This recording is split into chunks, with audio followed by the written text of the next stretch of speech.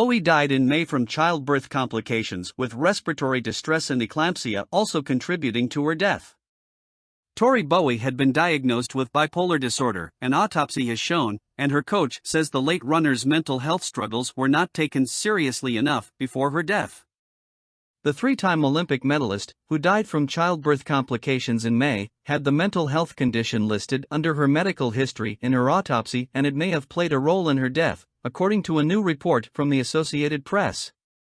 Officials from the U.S. Olympic and Paralympic Committee and USA Track and Field told the outlet that Bowie had not sought treatment even though she had access to mental health services. They also noted that she had not had much assistance from friends, family, or medical professionals throughout her difficult pregnancy.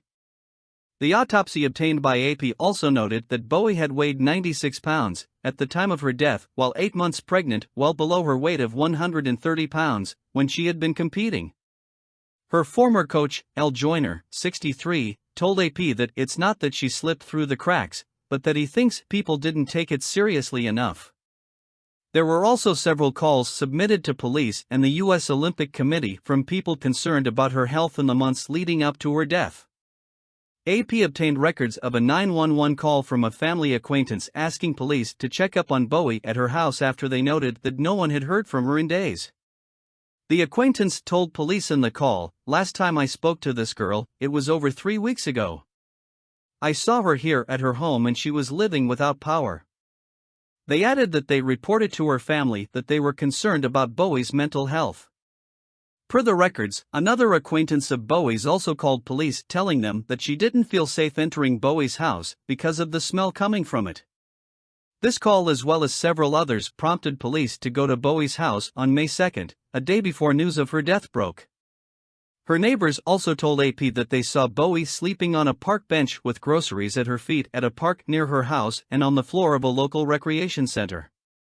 One concerned neighbor alerted the U.S. Olympic Committee, who then notified USA Track and Field, which put in a call to Bowie's agent, Kimberly Holland. However, Holland reportedly told them that Bowie did not need help, and further told AP that she didn't have any red flags about the former track athlete.